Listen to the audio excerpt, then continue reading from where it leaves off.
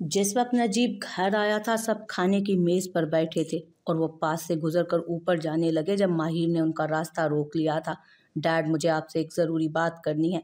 अभी मेरे पास वक्त नहीं है माहिर, बाद में। Dad please. माहिर की आवाज़ में डेस्परेशन देखकर वो चलते हुए रुके थे। मेरे बेडरूम में आ जाना आधे घंटे बाद। और वो अपने कमरे की तरफ चले गए। माहिर बेटा, ऐसी क्या बात है जो तुमने मुझे नहीं बताई? मोम अभी नहीं, दादी डैड का खाना भी गर्म करवा दे, मैं ऊपर ले जाऊंगा। माहिर ने जिस गर्म जोशी से कहा था, पहली बार उसने अपने बाप को लेकर इस तरह की मोहब्बत छोकी थी सबके सामने। मनीषा, मनीषा। उसी जख्मी हाथ को एक बार और जोर से मारा था दरवाजे पर कोई जवाब ना मिला। तोड़ दो दरवाज़ा, मन्नान ने अपने गार्ड्स को कहा था, जो कुछ सेकंड तो एक दूसरे का मुंह तकते रहे। फिर मन्नान के ऑर्डर को मानते हुए वो उस दरवाजे को तोड़ने लगे। जब बिल्डिंग का सिक्योरिटी गार्ड जल्दी से उनके पास आया था, सर, दरवाज़ा तोड़ने का कोई फ़ायदा नहीं, मिस मनीषा पिछले हफ्ते यहाँ से शिफ्ट हो गई हैं। मन्नान शॉक हुआ था और उस बंद दरवाजे की तरफ देखा था। शिफ्ट? कहाँ शिफ्ट हो गई हैं? सर, सुनने में आया है कि वो अपने मंगेतर के फ्लैट में शिफ्ट हो चुकी हैं। यह अपार्टमेंट बेच दिया है उन्होंने। और सिक्योरिटी गार्ड वहाँ से चला गया था। मन्नान कुछ देर वहाँ उस बंद दरवाजे को देखता रह गया। जाते हुए भी उसका दिल नहीं मान रहा था। वो मुड़ मुड़ कर उस बंद दरवाजे को देख रहा था। मनीषा। उसने एक सरगोशी की थी और मोबाइल निकालकर उसने फिर से मनीषा के नंबर पर कॉल की, जिस पर बेल तो गई मगर कॉल अटेंड नहीं हुई थी उसकी। वो मायूसी से गाड़ी की तरफ चल दिया। उसकी गाड़ी जैसे ही वहां से गई, उस अपार्टमेंट की लाइट ऑन हुई थी। मनीषा दरवाज़ा खोलकर बाहर निकली थी और सिक्योरिटी गार्ड का शुक्रिया अदा किया था उसने। कुछ सेकंड में टैक्सी में सामान रखकर वो उस जगह से निकल गई थी। माहिर, मैं रास्ते में हूँ, मुझे पिक कर लो। उसने कॉल काट दी थी। वो तमाम कश्तियाँ जलाकर मूव ऑन करने का फैसला कर चुकी थी। वो मन्नान नजीब आफंदी को अपने दिलो दिमाग से हमेशा हमेशा के लिए निकालने का फैसला कर चुकी थी। तुम्हारा दिमाग तो ठीक है माहिर, तुम उस बच्ची से शादी करोगे? क्या बदला लेना चाहते हो तुम उस लड़के से? क्या तुम उस लड़के से बदला लेना चाहते हो? मैं नहीं मानता इस रिश्ते को। तुम उनकी लड़ाई के दरमियान में नहीं आओगे। डैड प्लीज, मैं मनीषा को अकेला नहीं छोड़ सकता। मैं लाख बुरा सही, पर मुझे उसके एक लम्हे का यकीन नहीं। डैड प्लीज, मैं मनीषा के लिए खुद को चेंज कर लूंगा। मुझे तुम पर एक लम्हे का यकीन नहीं। मैं माहिर घुटनों के बल बैठकर नजीब के पांव पकड़ चुका था। मुझे भी यकीन नहीं आ रहा खुद पर डैड। उस रात उस बास्टर्ड ने जैसे ही, बकवास बंद करो माहिर, एक लफ्ज और कहा तो जुबान खींच लूंगा तुम्हारी। वो अपने ही कमरे से जाने लगे थे जब माहिर ने जल्दी से उनका बाजू पकड़ लिया था। डैड, मैं मनीषा से बहुत प्यार करने लगा हूँ। उस शख्स ने मंगनी की, प्यार का नाटक करके उस मासूम लड़की को धोखा दिया। मुझसे बर्दाश्त नहीं हो सका। डैड, मैं उसकी आंखों में आंसू देखकर एक मौत मरा हूँ। मैं मरता मर जाऊंगा, पर अब मनीषा को अकेला नहीं छोड़ूंगा। आप मुझे आग कर देना चाहते हैं ना? कर दें, मुझे निकाल देंगे, निकाल दें डैड, पर ये जान लें कि मैं बदला नहीं ले रहा। मुझे मोहब्बत हो गई है उसके आंसुओं से, उसके दर्द से, उससे। अगर आप मेरे सर पर हाथ रख देंगे तो मुझे बहुत खुशी होगी डैड। पर नजीब वहाँ से निकल गए थे। वो कब घर से बाहर निकले, कब निस्वा के घर के पास उसी पार्क में जा बैठे, उन्हें पता ही नहीं चला। वो जानते थे माहिर को, उसके नशे की आदत को। वो जानते थे कि माहिर कैसा है। अगर माहिर उनका अपना खून होता तो फिर भी वो सोच लेते माहिर का यकीन करने पर अब माहिर पर यकीन करना उनके अपने बस की बात ही नहीं थी। और मनीषा, अगर वो उनकी बेटी होती तो क्या वो माहिर जैसे लड़के के हाथों में हाथ दे देते उसका? अच्छा हुआ मुझे आप यहीं मिल गए। मन्नान की आवाज़ ने उन्हें शॉक नहीं किया जितना उसकी बिखरी हुई हालत ने किया था, जो बिल्कुल सामने खड़ा था उनके। वो उठने लगे थे जब मन्नान साथ बैठ गया था उस बेंच पर। मन्नान बेटा, वो एकदम से हैरान हो गए थे।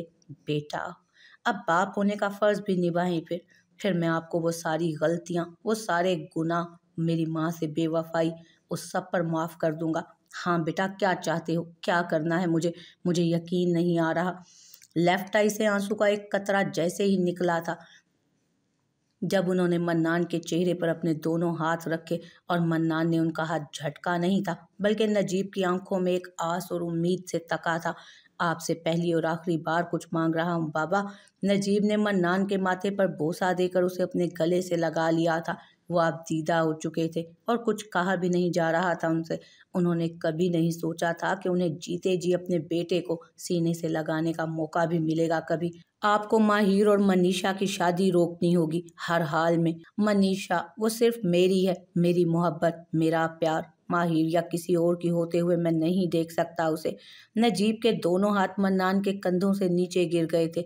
मैं पूरे दिल से आपको अपना लूंगा अगर आप मेरी ये ख्वाहिश पूरी कर देंगे, और अगर ऐसा ना किया तो फिर आप भी याद रखेंगे और वो आपका बेटा भी। वो मेरी है, बस मेरी। वो उठकर जाने लगा था जब नजीब ने उसके कंधे पर हाथ रखा।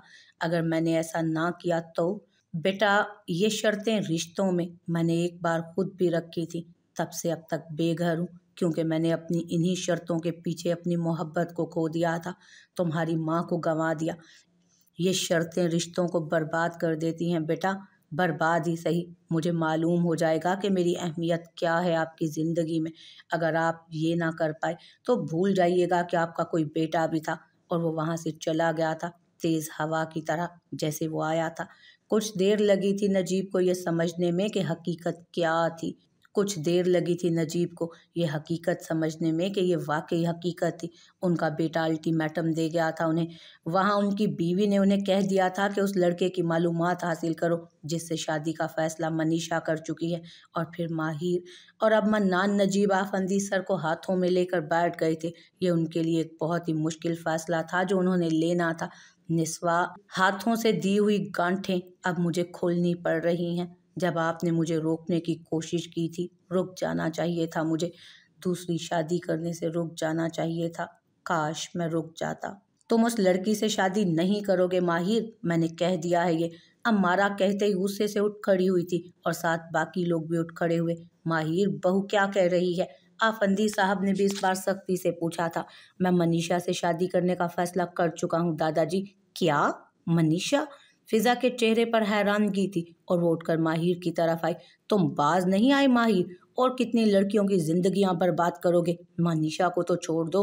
फिजा पुप्पो, मैं उससे प्यार करता हूँ। फिजा का रिएक्शन सबसे ज्यादा हैरानकुन था जब उसने माहिर के मुंह पर थप्पड़ दे मारा। झूठ मत बोलो, उस मासूम बच्ची को तो बख्श दो, पर मैं उसे प्यार करने लगा हूँ। वो चिल्लाया था, तुम्हें प्यार करने के लिए वो फटीचरी मिली थी माहिर। बस कर जाओ, पहले तुम्हारे डैड और अब तुम। मुझे समझ नहीं आ रही कि आप ही लोग समझाएं। माहिर, मैं उससे शादी की इजाज़त नहीं दूंगा तुम्हें, और ना ही स्टेटस से नीचे किसी लड़की को इस घर में आने की इजाज़त दूंगा। आफंदी साहब के फैसले पर सबने हाँ में सर हिलाया, जबकि फिजा अपने वालिद को देखती रह गई। सच्चाई जानने से पहले वो भी उस बच्ची को ऐसे ही नामों से पुकारती थी। आज जब मालूम हुआ कि वो उसका अपना खून है तो ममता जाग गई थी उसकी। आप लोग समझ क्यों नहीं रहे हैं पुप्पो?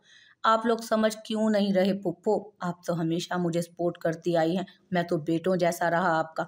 क्यों आज अपने बेटे पर यकीन नहीं कर रही आप? और फिजा का जी उस वक्त चाहा कि वो एक और थप्पड़ दे मारे माहिर के चेहरे पर। तुम्हारी हिम्मत भी कैसे हुई माहिर? और मुझसे उम्मीद रख रहे हो कि मैं तुम्हें सपोर्ट करूंगी? आप एक बार फिर सोच लें निस्वा, मुझे ये सब गलत लग रहा है। कमाल है नजीब, जिस बेटे को सीने से लगा कर रखा, जिसे प्यार किया, जो आपका लाडला रहा, आज उसे अपनी जायदाद देते हुए आप इतना घबरा रहे हैं। निस्वा, वो उठकर बालकनी की तरफ चले गए थे।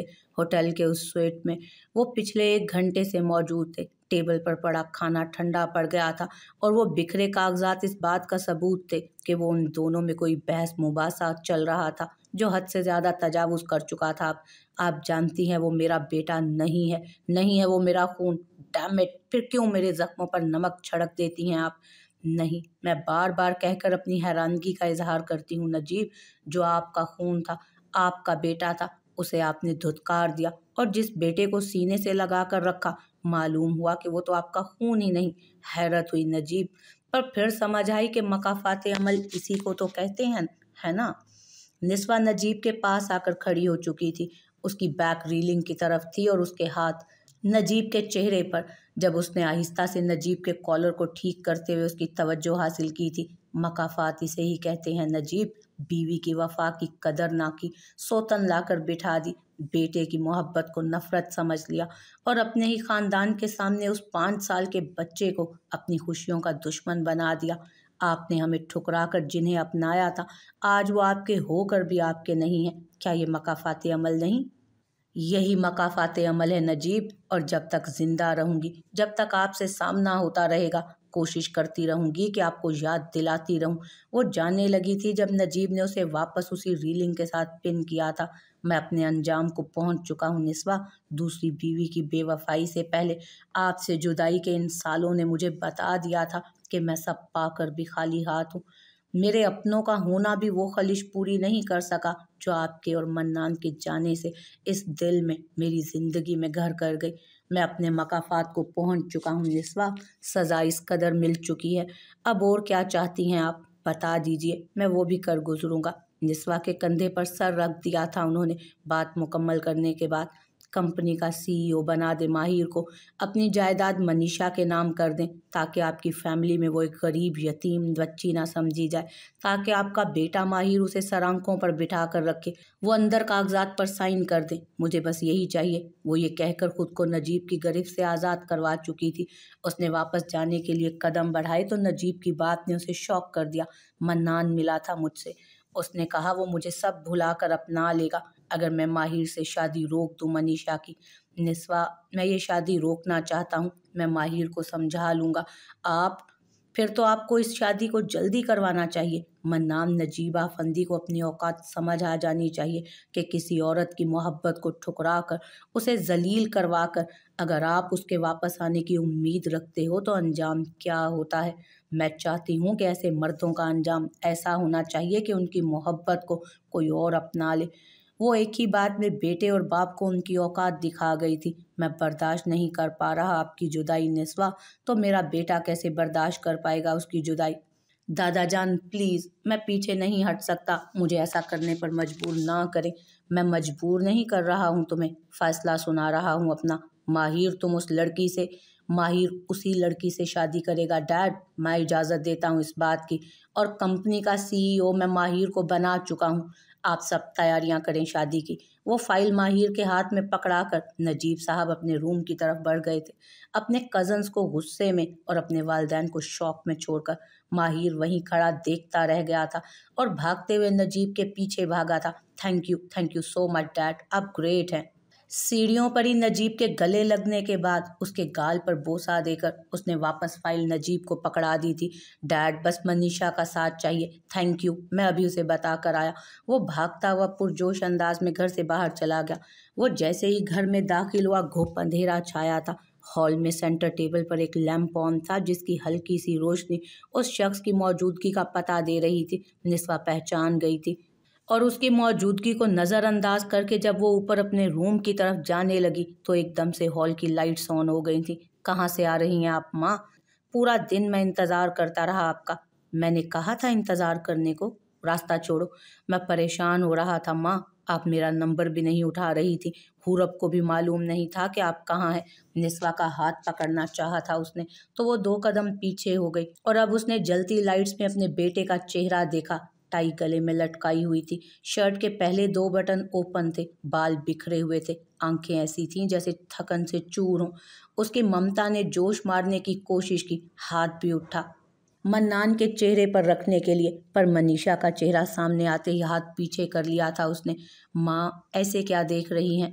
देख रही हूँ कि तुम्हें एहसास भी है मेरी गैर मौजूदगी का, परेशान भी लग रहे हो। आप जानती हैं माँ, मैं कितनी care. Please don't complete this sentence mister mannan. आपकी केयर, एहसास देख लिया था जब अपनी माँ की पसंद को टिश्यू पेपर की तरह फेंक दिया था आपने। मुझे सब बता दिया था आपके एक्सप्रेशंस ने। और अब आप भी सुन ले, आपने मनीषा को नहीं, मुझे निकाल बाहर किया था अपनी जिंदगी से। माँ प्लीज। मन्नान घुटनों के बल बैठ गया था। माँ के हाथों को बार बार आंखों पर लगाकर वो माफी मांगने लगा तो निस्वा का दिल भी मोम की तरह पिघलने लगा। माँ, मैं उसे किसी और से शादी। Don't you dare. जाओ अपनी बीवी के पास। ओह, तो आप हैं वो ग्रेट मदर जिन्हें अपने बेटे की जरा फिक्र नहीं। पूरा दिन आपकी वजह से मन्नान परेशान रहे और हमारे सारे प्रोग्राम। शट अप, रूम में जाओ अपने लिजा। मन्नान ने जोर से उसका बाजू पकड़कर कहा था। क्यों क्यों जाऊं? इन्हें मालूम नहीं पूरा पूरा दिन गायब रहती हैं, क्या करती फिरती हैं ये बाहर, किसके साथ होती हैं? और तुम परेशान थे, ये तो ठीक है। और आपको जरा सी भी शर्म?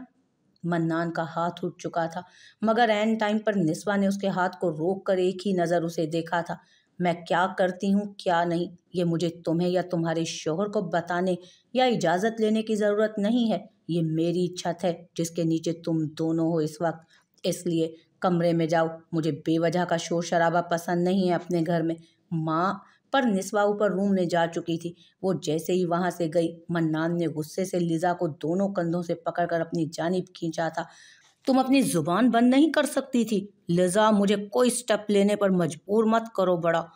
लिजा मन्नान के गुस्से से डर गई थी। वो जैसे ही पीछे हुए टेबल से टकराई तो लैंप नीचे गिर चुका था और उसी वक्त मेन गेट ओपन हुआ। हुरब फाइल्स और लैप कोट उठाए अंदर दाखिल हुई थी। मन्नान का गुस्सा तो जैसे चला गया छोटी बहन को देखकर, पर लिजा ने उसका भरपूर फायदा उठाया था। क्या करोगे, मारोगे मुझे? आए डॉक्टर हुरब, देखें मैं किस हालत में हूँ और आपके भाई साहब मुझे धमकी दे रहे हैं। ये देखें निशान। उंगलियों के निशान हाथ पर वाजे हो रहे थे। हुरब मन्नान की तरफ देखने लगी तो वो उंगली की वार्निंग लिजा को देकर चीजें गिराते हुए घर से बाहर निकल गया था। कुछ दिन के बाद, निस्वा, जैसे आपने कहा था सब कुछ वैसे ही हुआ है। मैं फिर से कहता हूँ निस्वा, आप एक बार कहें ये शादी उसी लम्हे रोक दूंगा मैं। गाड़ी का दरवाज़ा खोले जैसे ही हाथ आगे किया था नजीब ने। निस्वा ने एक नज़र उसकी आंखों में देखा और फिर उसके हाथों पर अपना हाथ रख दिया। निस्वा, एक बार फिर सोच लें आप। पर निस्वा नजीब का हाथ मजबूती से पकड़े गाड़ी से बाहर आ गई थी। वो लोग जैसे ही उस रेड कारपेट पर कदम से कदम मिलाकर चलना शुरू हुए, बहुत से फ्लैश रोशन हुए और जब नजीब साहब ने निस्वा की वेस्ट पर हाथ रखा तो सबकी नज़रें उनकी इस क्लोजनेस पर मरकूज हो चुकी थी। बस निकाह शुरू होने वाला है, बस निकाह शुरू होने वाला है। आप बैठे, मैं जूस लेकर आता हूँ। दवाई खा ली थी आपने? नजीब जितनी एहतियात से निस्वा को मेन हॉल में लाया था, सब हैरान थे उनकी ये साइड देखकर। मैं इस निकाह से पहले अपने बेटे माहिर से कुछ बातें करना चाहती हूँ नजीब। निस्वा, मैं इस बात की इजाज़त नहीं दूंगा, वो बदतमीज़ी कर सकता है और प्लीज़ मेरा बेटा मत कहें उसे। ओके फाइन, मैं खुद ढूंढ लूंगी। वो जाने लगी थी जब नजीब ने अपनी ओर खींचा था और हील जरा सी स्लिप हुई और वो अगले ही लम्हे उसकी बाहों में थी। उनका मुंह खुले का खुला रह गया था जब नजीब साहब ने उनके माथे से बाल पीछे किए और उनके गाल पर बोसा दिया था और शीशे का ग्लास टूटने की आवाज़ पर निस्वा और शौक हुई थी, सबकी नज़रें खुद पर देखकर। नजीब, सब देख रहे हैं, ऊपर जाकर राइट पर रूम है, पर याद रखिएगा अगर माहिर ने ज़रा सी बदतमीज़ी की तो मैं सारे वादे भूल जाऊंगा जो आपसे किए थे और घर जायदाद से भी बाहर निकाल दूंगा उसे। ओके, अब छोड़ें प्लीज़। पर नजीब की गिरफ्त और मजबूत हुई थी निस्वा की वेस्ट पर। मैरून कलर की उस साड़ी में वो बहुत खूबसूरत, बहुत हॉट लग रही थी। कोई देखेगा तो कहेगा कि सिंगल हो, इसलिए अपने नाम की मोहर लगा रहा हूँ निस्वा। माथे पर बोसा देकर वो पीछे हो गए थे और निस्वा जल्दी से भागी थी सबके हैरान कुन नज़रों से दूर। निस्वा, चेहरे पर मुस्कुराहट सजाए नजीब के होंठों ने सरगोशी की थी। Mom, I am shocked, like seriously. आप यहाँ भाई को शादी से रोकने आई थी? शिजा, मैंने अपना फैसला बदल दिया है। तुम्हारे डैड ने माहिर के नाम कंपनी कर दी, अब फिर से हम लोगों की हुक्मरानी होगी उस घर में, हमें और क्या चाहिए? और एक नौक से वो लोग खामोश हो गए। मैं माहिर से अकेले में कुछ बात करना चाहती हूँ। निस्वा, मेरे बेटे से क्या बात करनी है तुमने? अगर तुम ये सोच रही हो कि ये शादी रुकवा दोगी तो तुम्हारी गलत फहमी है। मॉम प्लीज़, आप दोनों जाएं यहाँ से, मुझे भी कुछ बात करनी है इनसे। शेरवानी का लास्ट बटन बंद करके वो ड्रेसिंग से पीछे हो गया था। माहिर बेटा, तुम जानते नहीं हो इस औरत को, जाने क्या जादू किया है तुम्हारे डैड पर, अब तुम्हें मना करेगी। मॉम, आवाज़ में सख्ती आई तो हमारा मुंह बनाकर अपनी बेटी को लिए कमरे से बाहर चली गई। मुझे तुमसे, मैं जानता हूँ क्या बात करने आई हैं आप, बेफिक्र रहें। जो आपके बेटे ने आपकी बेटी जैसी लड़की के साथ किया, मैं वैसा कुछ नहीं करने वाला। निस्वा शॉक्ड हुई थी और माहिर ने हाथ से पकड़कर उसे बेड पर बैठने का कहा था। आप हैरान हो रही होंगी, सोच रही होंगी कि मैं ये सब कुछ जायदाद के लालच में कर रहा हूँ या आपके बेटे से बदला लेने के लिए। मनीषा से नज़दीकी मैंने बदला लेने की गर्ज से बढ़ाई थी,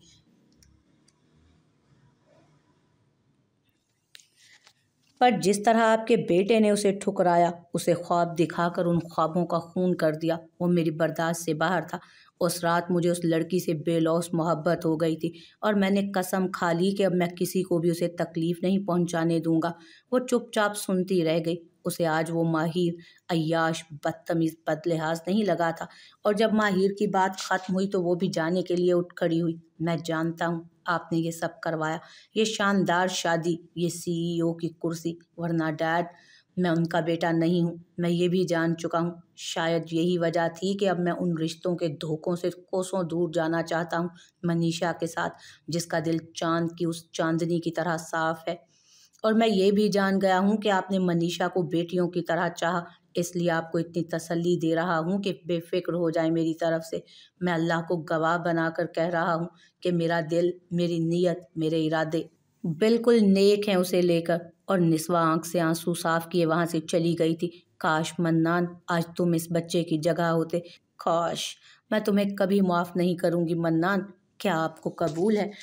मौलवी साहब के दूसरी बार पूछने पर भी मनीषा की तरफ से खामोशी थी। इस खामोशी में उन दो लोगों की जान अटकी हुई थी, एक जो उसके सामने था और एक जो दूर कहीं खड़ा उन्हें देख रहा था। No please. मन्नान के दिल में एक उम्मीद जागी थी। मनीषा, कबूल है। माहिर की आंखों में देखते हुए मनीषा ने एक बार नहीं, 3 बार वो दो बोल दोहराए थे। मन्नान, रुक जाओ बेटा। जिंदगी में पहली बार कुछ मांगा था आपसे डैड। उसके भारी लहजे ने नजीब के कदम रोक दिए थे। मन्नान बेटा, मेरे बस में कुछ नहीं था। मुझे मेरी माँ को घर से निकाल रहे थे, तब बस में। जब मुझे और मेरी माँ को घर से निकाल रहे थे, तब बस में था सब कुछ। पिछले साल से माफी मांग रहे हैं, गिड़गिड़ा रहे हैं, तब सब कुछ था बस में। अब जब मैंने कुछ मांग ही लिया था तो बस में नहीं था। नो, यू नो वॉट, जो मैं पहले नहीं करना चाहता था ना, वो अब करूँगा। मिस्टर नजीब अफंदी, देखेंगे आप और ये दुनिया वाले भी। वो जाते जाते रुका। जिस बेटे को वो लड़की दी है, मैं उससे भी छीन लूँगा, ये वादा है मेरा। पर इस काबिल नहीं छोड़ूंगा आप लोगों को भी। जाएं अपने खानदान के साथ, मना लें ये खुशियाँ, क्योंकि ये आखिरी खुशी होगी जो आफंदी घराना देखेगा। मन्नान बेटा, वो गुनाह ना करना जो मैंने किए। पछतावे जितना वक्त भी मुयस्सर नहीं आएगा था। पर उनकी बात अनसुनी करके मन्नान वहां से जा चुका था। आप ये शादी मत करें मन्नान। मेरी जिंदगी में वो वाहिद उम्मीद है आप, जिसने मुझे लड़खड़ाने नहीं दिया। बहुत मोहब्बत हो गई है मुझे आपसे। प्लीज़ ये शादी मत करें। मैं हाथ जोड़ती हूँ, बीच मंझधार में छोड़कर मत जाएं मुझे। वो घुटनों के बल जैसे ही गिरी थी, मन्नान ने रुख मोड़ लिया था। किसी डेस्परेट या बाजारी औरत से ज्यादा नहीं लग रही कुछ तुम मुझे इस वक्त। चली जाओ यहाँ से। मैं आज ही निकाह कर रहा हूँ लिजा से, और कल से तुम्हें ऑफिस आने की भी ज़रूरत नहीं है। आप बहुत पछताएंगे मन्नान। रुक जाइए, अपने बदले की आग में इतना मत जलें कि राख हो जाए। मैं वापस नहीं लौट कर आऊँगी। अगर चली गई तो सोच लीजिए, मैं कभी नहीं पछताया। तुम मैटर ही नहीं करती मेरी ज़िंदगी में। मैं कह रही हूँ, आप पछताएंगे मन्नान आफंदी।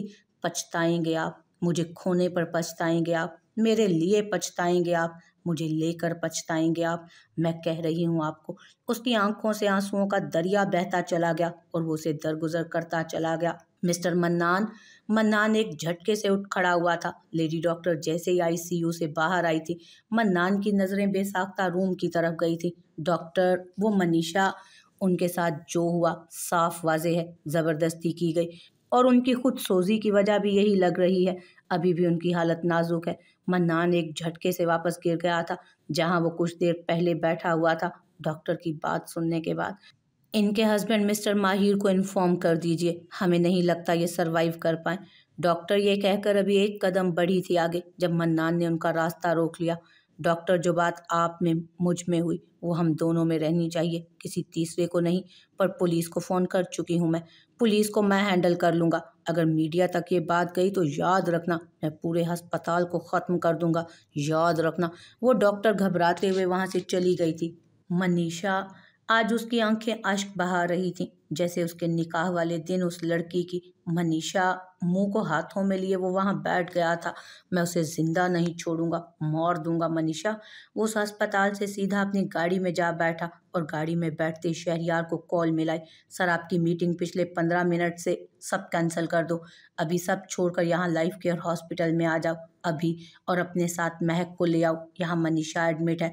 और जब शहरयार ने सवाल पूछने की कोशिश की तो स्टीयरिंग पर हाथ मारकर उसने और स्पीड तेज कर दी गाड़ी की। क्यों है, कैसे है, किस लिए है? तुम्हारे बाप का मुलाजिम नहीं हूं जो तुम्हारे सवालों का जवाब दूं। तुम नौकर हो मेरे। अब जो कहा है वो करो। यहाँ इसके पास रहो जब तक मैं वापस नहीं आ जाता, फिर हम उसे पाकिस्तान शिफ्ट कर देंगे।